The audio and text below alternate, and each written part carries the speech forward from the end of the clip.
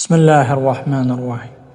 İmam Əli əleyhissalam Siffin müharibəsindən qayıdarkən Küfə darvazasının arxasında olan qəbristanlığa çatanda üzünü ona tutub buyurdu: Ey qorxulu evlərin, boş diyarların, qaranlıq qəbirlərin sakinləri, ey torpaq üzərində oturanlar, ey qəriblər, ey yalqızlar, ey qorxu içində olanlar, siz bu yolda bizdən qabağa keçmişsiniz.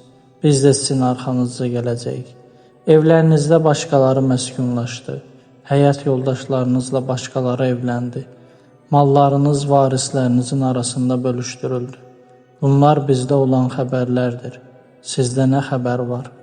İmam Əli əleyhissalam sonra özünü səhabələrinə tutub buyurdu: Bilin, əgər onlara danışmaq icazəsi verilsəydi, sizə deyərdilər: Axirət səfəri üçün ən yaxşı azuqə təqvadır.